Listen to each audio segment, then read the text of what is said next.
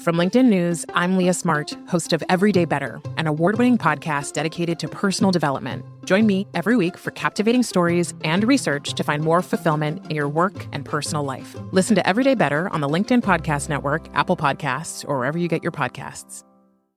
The HP AI PC breaks language barriers instantly by translating up to 44 languages in real time, powered by the Intel Core Ultra processor. With the right tools, work doesn't have to feel like work. Learn more at hp.com/AI PC. Hey, I'm Kwame Christian, and you are about to step into the world of Negotiate Anything, the #1 negotiation podcast in the world, where we teach you how to make difficult conversations easier while getting more of what you want in the process. Each episode is packed with practical tips and strategies from the experts. We delve into negotiation, conflict resolution, and leadership skills that are crucial in both business and in life. Whether you're closing a deal, managing a team, or navigating personal relationships, Negotiate Anything provides you with the tools you need to succeed. Our conversations are real, relatable, and most importantly, rooted in practicality. So if you're ready to transform your conversations and elevate your negotiation skills, join me on Negotiate Anything. Subscribe and listen on Apple Podcasts, Spotify, or wherever you love to listen. Let's make every conversation a winning negotiation. Jordi, thanks for joining us today. Thanks, Kwame. I'm excited to be here. Yeah, man, we're excited to have you. So how would you get started by telling us a little bit about yourself and what you do? So I'm a business school professor at ESADE Business School in Barcelona. But as you can tell from my accent, I'm not Spanish. I'm actually Belgian. So that's a French accent you're hearing. And I've been teaching negotiation for over a decade. And I've been doing research on negotiation, emotion, happiness. And right now I'm really excited about sort of using hard data to investigate some of the claims and practitioner wisdom about negotiation, and using large language models to actually, look at transcript of conversation, thousands of conversation, and unpack sort of the tactics that we can use to be better negotiators. Oh my gosh, Jordi, you see this smile. This is a nerdy smile. I'm excited to get into this data and the research. This is fascinating. I think we should just start off and just marvel at the technological advances that have gotten us to a point where you could even do something like this. So I think it'll be cool to just start off by talking about what research in negotiation looked like in the past compared to what you can do now with artificial intelligence and large language models. Yeah, so a lot of the negotiation research was done with students, asking them to engage in different kind of role plays and maybe manipulating one variable. So, I think you have a background in psychology, that psychologists would like to experiment. So we would give secret instruction to half of the negotiators, act tough or ask more questions or these sort of things. And observe results in scoreable negotiations on which you can quantify how well a person is doing or not. But it's always been sort of at the negotiation level, right? So we give instructions about certain behavior, and then we observe if on average people are getting more or less points or value out of the deal. What the new technology sort of unlocked is now the ability maybe to record very easily negotiation conversations and start looking in not at the broad behavior level, but like at the word level. What are the key predictors of success? What are the words that influence the other person? What are the killer questions? What are the things that we should not say? And not only the verbal behavior, but also the nonverbal behavior. We can analyze the tone, we can analyze the pauses that people make, and so forth. Oh my gosh. All right, well, let's get into it, Jordi. So when you look at the research, what were some of the most surprising findings? So we've done a lot of research. So one thing that I like to do is to start from the claims that, every single business school professor makes in their class. And no one really asked himself if they were true or not. So one of the claims that you might have heard in a negotiation class is that we negotiate every day, for example. Mm-hmm. or that, we should ask more questions. And then, because we've collected hundreds of negotiation conversation, thousands and thousands of hours, we can actually look at whether this is true and when it is not. So I give you an example. In a recent project, we looked at the claim that negotiators don't ask enough questions and that they should. And we actually quantify it. So we have, I think, 600 negotiations. We're talking thousands of hours. And we look at each speech turn and use AI to first spot, is there a question or not? Because humanly, it would not be possible for us to listen to all these conversations and code it manually. But with AI, you can do it very easily. And then if so, what kind of question do people ask? And how does the counterpart respond? And so, for example, I ask you, Kwame, what is the percentage of speech turns do you think that contain an open-ended question? For good negotiators? Well, on average, for an average. On average, I would say, if we're saying on average, I would probably say 25%. Okay, so it's much lower. It's 8%. Oh, dear Lord. So like over 90% of what negotiators say in a negotiation is a statement, or sometimes also 8% a closed-ended question, but very few open-ended questions. Interestingly, when we ask negotiators after the negotiation to estimate how many questions they asked, they estimate that they've been asking, somewhere around like 30 to 33% of questions. That their speech turns, a third of their speech turns included in open-ended questions. This is mind-blowing. This is really fascinating for a couple of reasons. Because first of all, we recognize that curiosity is the foundation of effective negotiation, and it's a little bit disheartening to see that the percentage is so low. And then also we see the self-serving bias in our own interpretation of our own performances. So we assume that we're asking more questions than we actually are. And it makes me wonder too, Jordi, if it comes down to not just the questions that we ask, but other elements of negotiation that we know that we should be sprinkling in. Are we always overestimating the amount of negotiation skills we're utilizing with intentionality versus how many times we are just reacting without much intentional thought behind the strategic approach? That's interesting. I mean, I think for many things, there's a self-serving bias, right? So we like to imagine ourselves as better versions of ourselves than we really are. But when it comes to negotiation, I also think about some of the work, and I cannot name the author right now, but I remember reading some articles showing that people also overestimate how aggressive they've been. So it's not always like on the positive side. Like people say, I've been maybe too pushy, too demanding and things like that. But their counterpart actually feel that they were just perfectly normal. So I think the misperceptions can go in many directions, but they can lead us astray, of course. That's fascinating. So we're not even consistent in our misunderstanding of ourselves. Exactly.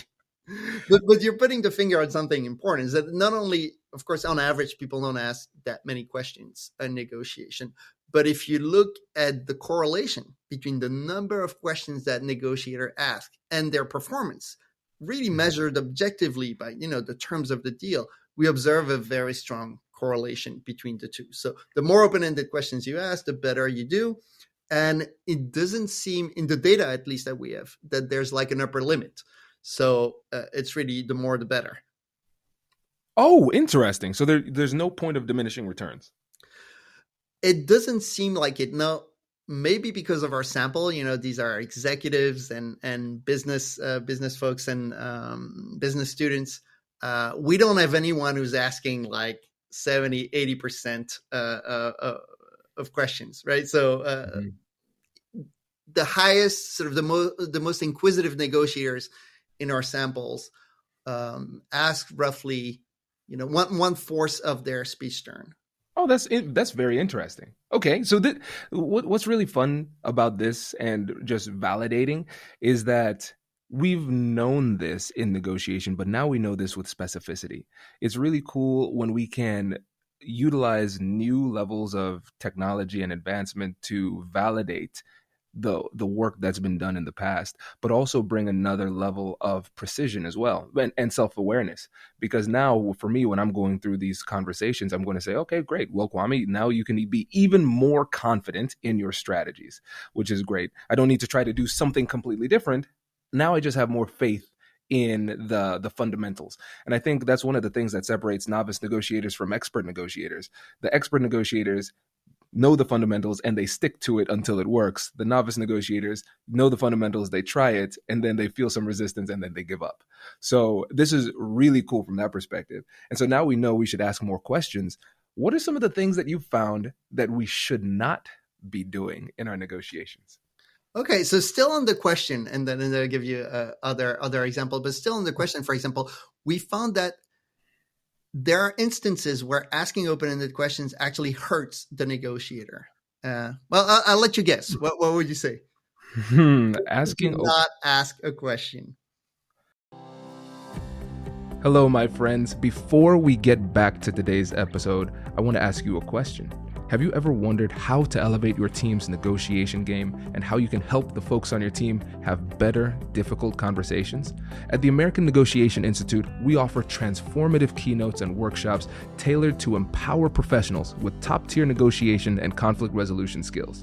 Whether it's a keynote for your next event or hands-on training for your team, we've got you covered. Don't just negotiate. Master the art with the American Negotiation Institute. Click the link in the description to find out more. Elevate, negotiate, and succeed.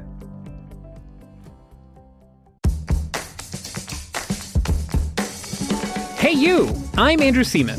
Do you want a new job? Or do you want to move forward in your career? Well, you should listen to my weekly show called Get Hired with Andrew Seaman. We talk about it all, and it's waiting for you, yes you, wherever you get your podcasts. Introducing the HP AI PC, your powerful AI assistant.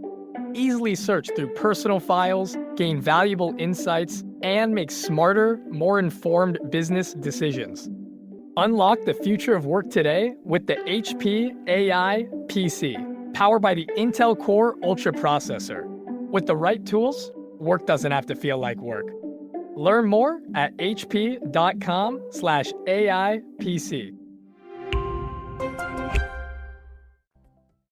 We found that there are instances where asking open-ended questions actually hurts the negotiator. I'll let you guess. What would you say? Asking not ask a question. I would say, this is a tough one. When you're asking a question that could inadvertently get the person more anchored in their position. So you're asking something that is phrased in a way that gets somebody to commit to something that's not in your favor. And when somebody commits to something, it makes it more difficult for them to adjust down the road.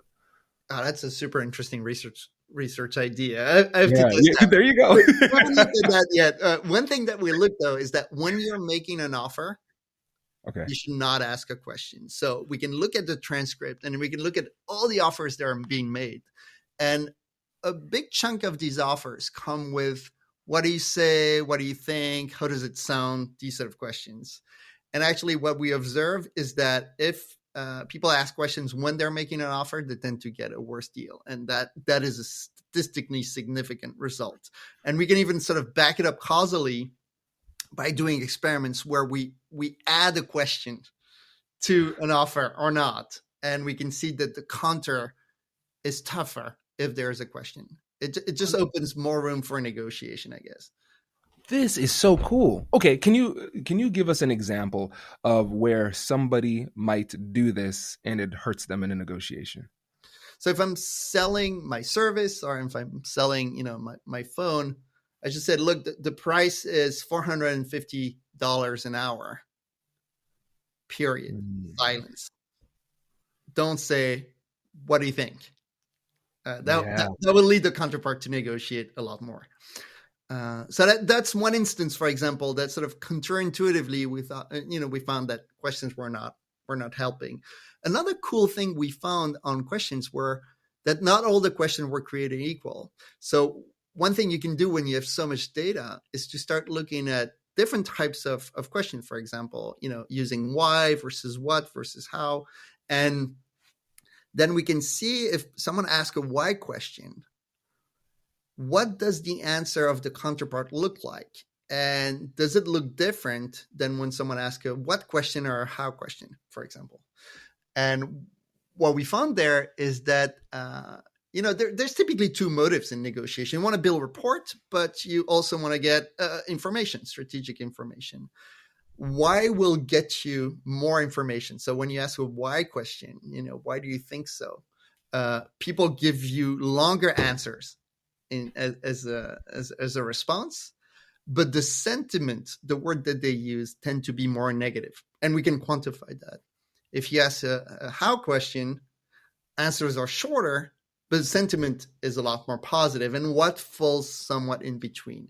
So I think one of the insights is that we want to maybe balance the way we phrase questions in a way that sort of also balance information gathering and report building. This is one of those times where I want this interview to never end, Jordi, because I have so many questions. Because what's coming to mind for me when I'm thinking about the utilization of these questions strategically is that, for example, if my goal is to get somebody to sour on something, an idea or a position, maybe at that time I ask them to describe their position using a why question.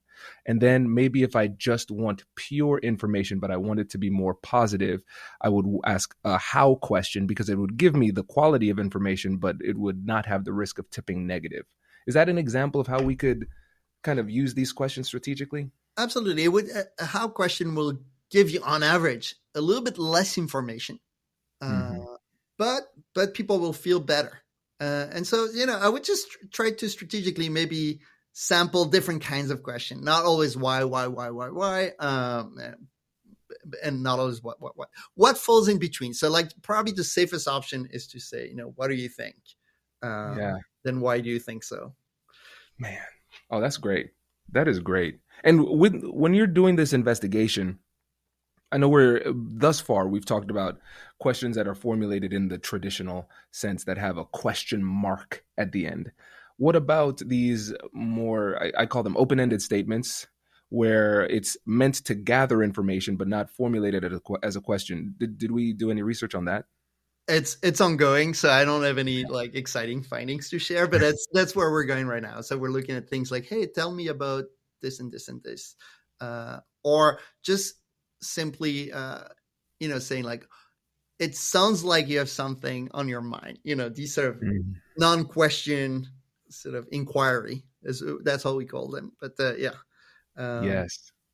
So these are some of the things we look at. We're also been looking at pronoun use, and it's kind of interesting. So I mean, and in a way, maybe a little bit obvious, but the more people use I, the less they tend to gain in negotiation.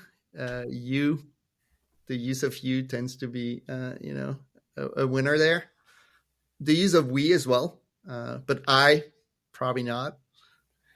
Interesting. Oh, so this is interesting, because I think now we have to consider the timing of these words too, because for sure I think it's just I speech all the time, it can feel very selfish and self-centered, that type of stuff, very off-putting. We using collaborative speech, it's really cool to see that validated, because that's been the trend more in negotiation, with collaborative negotiation.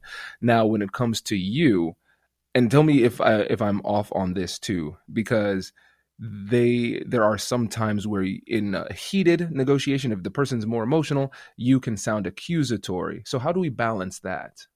Yeah, that's right. So we're observing like really big trends on average, right, across all kinds of negotiation interactions. And then it looks like being centered on the other side is probably better than being centered on ourselves. That's, I think, the idea.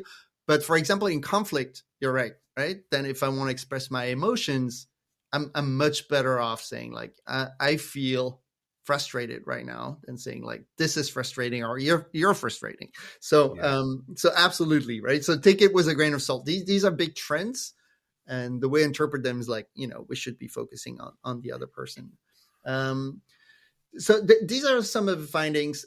Talking speed is something we looked at. So we find that people that speak with maybe a little bit faster than average and with more energy tend also to win more in our, samples of negotiation.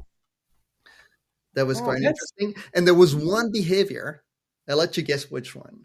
So we look at two kinds of outcome in your negotiation. We look at what we call objective outcomes. So it's the number of points that you get in these scoreable negotiation, or it's the terms of the deal, the price you get and so forth.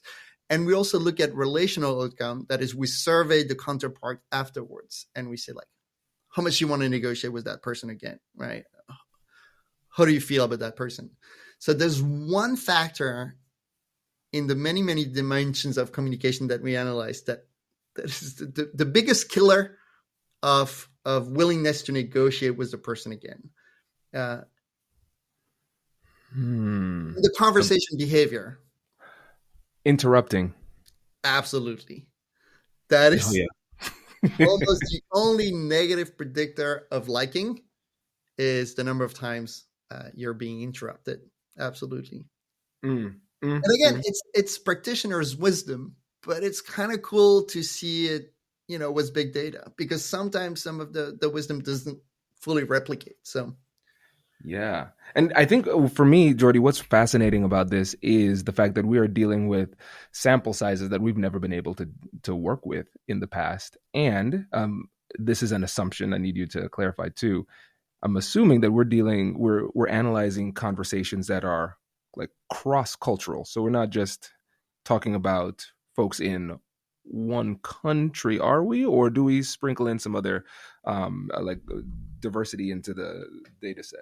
So the sample is extremely diverse. I think there's, over 40 different nationalities from all the continents, but it's in English. And I'm saying that because it could very well be that negotiations in French, in Italian, in Japanese, have different determinants, or that there are different sort of key behaviors and key words and key questions in different languages. So this is diverse sample, but English language. Yeah, no, that's helpful. That's helpful because what's really fascinating too is we can see that even within the English language, there's a lot of diversity, right? We have North America, Canada, Africa, Australia, all of these different cultures speaking the same language. So there's still a lot of diversity. And this is something I mentioned to you before, and I'll tell you, I need to cite my source. This is Jack Schaefer, the former FBI agent who wrote The Like Switch. Great guy. He was on the podcast yesterday. The way he described it is, he said, the psychology is like the cake that you bake. Everybody has the same cake, but then the icing is the cultural nuance. So everybody has the same psychological foundation. So what's really cool about this is that as we go deeper into the research, we'll be able to see what elements of persuasion are just purely psychological from a human perspective versus what elements are more cultural. So we can see what can cut through all of these types of cultural nuances and just stay as the fundamental principles of negotiation, and then where we might need to flex. Absolutely. It's a tangential point, but I remember reading a study that I find fascinating. I think some managers were surveyed about like, what's a good meeting for you? And, the Americans would say the number one answer for the Americans would be, well, a decision was made. The number one answer for the Chinese managers were like, well, we put an official stamp on a decision that was already made before the meeting. And the French, which is the culture I identify more with, said like, oh yeah, there was a heated discussion, some conflict, and we throw some some stuff at each other. It was a good debate. So yeah. Wow. That's really interesting because that shows the different like cultural values too, right? Not in an ethical or moral sense, but just the things that we drive toward. Absolutely. And actually, we should talk about this too, because at the end of a lot of these negotiations, the goal is some kind of decision. And I know that your research has a lot to do with some of the research that you've done talks about emotions as it relates to their impact on decision making. So when you did this research with the LLMs, what did you find about emotions in negotiations?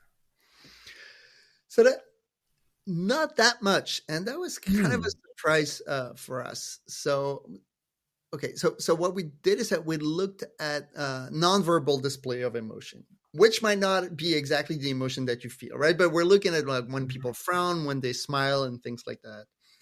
And one of the only things that we found sort of predicted success in negotiation was adaptability. So if your counterparts smile and you smile back, that seems to be adaptive. But if you're the one smiling first and consistently smiling too much, that is actually detrimental, right? So there's probably no like nice guy discount in negotiation. But being nice back is okay. This is one of the things that we find. Now, in other lines of research, one thing that I find sort of consistently is that allowing yourself to experience a broader range of emotion is adaptive for well-being. It's adaptive for decision-making. We call it emodiversity. So it's like biodiversity, but for emotions. And what we observe, and these again are like tens of thousands of people, is that people who experience a broader range of emotion, on let's say a weekly basis or a yearly basis, they tend to be healthier physically and mentally. They tend to be wiser in interpersonal conflict and discussion, and they tend to make better decision. And in particular, we just ran a study that I think it was kind of cool, where we instructed people to think about emotions that they were feeling while making a decision. So we asked them, think about a decision you need to make in the next few days or the next few weeks. What is it about? Tell us about that decision. And then we said to half of our participants, okay, what is the main emotion you're feeling when you're contemplating that decision? They wrote about it. And then the other half, we said, please write down at least 3 emotions that you're feeling. And they need to be different when you're considering that decision. And then we let them be for a few weeks, and we checked in a few weeks later and say, hey, what did you decide? And how satisfied are you with your decision? And people who considered 3 emotions were statistically more satisfied than the people who considered 1. And we have many, many studies like that seems to suggest that if we pause and we ask ourselves, okay, what else am I feeling right now? This is actually a powerful way to make better decisions. That's brilliant. And I think that speaks to the power of internal negotiations for decision making too, because a lot of times we make the same mistake that we make negotiating with other people, which is we don't ask enough questions. We just stop at the shallow answer. What am I feeling? I'm feeling this. And then we move on. Usually it's an emotional cocktail that includes more things. And the deeper we can understand ourselves, the more we can recognize there are other elements than maybe the thing that is most glaring at the surface that we need to consider. So I think that is brilliant. And it's so simple. And what's fascinating to me too is that there's value in stoicism, being able to stay even and focused and manage your emotions in a way where it might not be perceptible to the other side. But when it comes to our own understanding of ourselves, it seems like it's incredibly important for us to give ourselves license to feel. Absolutely. I think you put it beautifully, and you tied it to negotiation. Yes. Yeah. And emotions are messengers, right? And so the more messengers I listen to, the better informed my decision, really. Yeah. Okay. How about this? Now, with the research, did you find that there were any kind of magic words that seemed to consistently have a positive or negative impact in negotiations? Not the questions were the biggest determinant. Yeah. So if I have to give one advice, is like ask more questions. Talking speed was one. Not interrupting was one.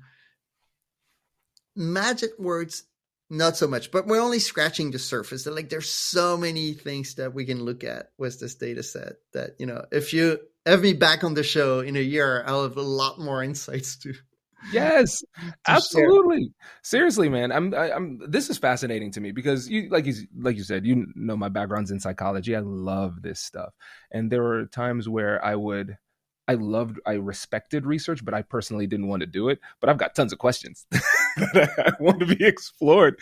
So listen, if there's anything we can do to help, I mean, we have thousands of episodes, So because I think this helps us to move forward.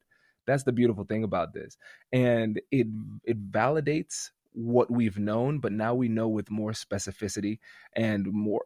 Just it gives us an opportunity to go so much deeper. But then the more we can explore this, and then the more we can understand how humans respond in these really tough conversations, the better the world will be. Because there are going to be some patterns that are just imperceptible. But once you give an LLM enough data, it can find things that we can't find. And that's just so exciting. Absolutely. And I think so yeah, it makes the world better. It makes us also happier. That's another research finding I wanted to tell you about. Is that so recently we tracked hundreds of people with an app that pinged them many times a day and asked them, like, how do you currently feel? And then, like, are you currently in a conversation with whom? And what is this conversation about? And one thing that we found was that when people were negotiating, reporting, a conversation that some negotiation flavor, maybe they were bargaining over something, trying to convince someone, trying to find a joint solution, many different kind of negotiation. People are feeling actually less happy than if they were not in a negotiation. However, what was interesting is that if you don't look at the moment, but now you look at the entire set of moment for the person, the frequency at which a person negotiate, if you say like, hey, 30% of my conversations are negotiation, or 40% of my conversation entail negotiation. Well, that directly predicted their happiness level overall. So people who negotiate more are happier people. Wow. It's such a fascinating finding. And it's almost like a human principle. Sometimes doing what is required feels bad, but the outcome feels good. It's about prioritizing the long-term benefit over the short-term discomfort that we can feel. Absolutely. And again, right, if you ask any negotiator, they will tell you have to go over your fear of negotiating and things like that. But I find it really cool that we're able to take hundreds of people and show statistically that really, if you start negotiating more in your everyday life, you'll probably, sure, you'll have a better job and things, but you'll also be happier. By the way, do you know the percentage of conversation that entails some form of negotiation? I need to get better on my percentages, guess Jordi. I'm going to nail this one. The percentage that has some element of negotiation. How are we defining negotiation? So you've probably heard the phrase "we negotiate every day." Yeah. I heard you say something similar. So, but it's true. But I wanted to know, like, okay, every day, but how much every day? So maybe 70%. As trying to find a conversation where people have sort of differing views, differing interests that they need to reconcile, right? Or even more broadly, any conversation where you need something from the other side. Oh yeah, so we're at about 80% for that. So that at least in our sample that was a bit lower. That was 25%. 25. But that means like 1 out of 4 conversation is a negotiation. To me, that was still pretty. That's still a lot. That's still hey, Jordi, that might just be a me thing. That just might be me. Yeah, maybe exactly. You're an outlier. These were like regular, everyday people. And by the way, it's interesting because we looked at things like gender and age, and we don't find much differences. Again, this goes against some of the stereotypes that we might have, and some of the things that might have been true like 20 years ago. But at least in our data, we find very, very little gender differences. Ooh, that is a fascinating one. That's a really, and man, now this, every once in a while you have these moments, and by every once in a while, I mean frequently every day, you have these moments where you're like, oh, wow, time is moving past. Because I was thinking about Women Don't Ask by Linda Babcock and Sarah Lashiver. And remember, they were really the trailblazers in the gender dynamics and negotiation. And that was one of their big findings. But you're right, that is about 20 years ago. And they and a lot of other people have done a really great job of championing just encouraging women to negotiate more. And it's really fascinating to see that in the data, it seems like it's worked. It seems like it worked. Yeah. And I think the most recent piece of research I read was actually showing a slight opposite trend, was women negotiating even more. Now, again, it depends on, it depends on the SES, and depends on the kind of job. And most of the research is done on, MBAs and executive MBAs and things like that. So it might not be representative of the entire population, but clearly it seems like the trend is reversing. And some of these, that's why it's so important to check, with data every once in a while, that some of the wisdom that we have is still true. Incredible. And Jordi, I want to revisit something you mentioned, that talking speed is positively correlated. I thought that was really interesting. I honestly thought it was going to be the opposite. Do you have any hypotheses or ideas for why that could be? So, now in my scientist hat, there could be first a confound, and talking speed might be associated with being more fluent in English or native. And because this is a very international and diverse sample, it could just be that it's a byproduct of, culture and things like that. Yeah. It could be that. Another possibility, and I think it's in line with some of the things we observe, is that just being sort of dynamic in the way you talk and outgoing is positively associated with outcome. And so that could be a signal that we're picking up, right? I don't want to recommend to people to start speaking like radio host or sports commentator, but clearly you want to be engaged and engaging. I think the way you talk, that's how I read the data. Man, okay, this is really interesting, because now I want to bring this back to authenticity as well, because we want people to be themselves. We also want them to utilize really consistent, grounded, foundational negotiation strategies that we know would work. But I think that still gives you a wide berth and a lot of latitude when it comes to sprinkling your own personality into that process. And so for somebody who's listening to this and they're saying, okay, cool, I need to fundamentally change who I am. What advice do you have for that person? Well, I think I'll follow your great, I remember last year or a couple of years ago, going through your online LinkedIn course on personality types. As I was trained as a personality psychologist originally, I was like, oh, these are some really neat ideas. And I started digging into the literature. And you're right. I think, there's room to express, authentically your personality, but also we should consider the personality of the person on the other side. And, if they're neurotic, highlighting the risk will probably make them act more than highlighting the benefit. If they're open to new experience, if this a very creative type of personality, telling them that 95% of the customers go with the package B is a bad idea, right? I mean, they want to be special. So I think your personality can shine, but also consider the personality of the other side and the type of arguments they'll be sensitive to. Amazing.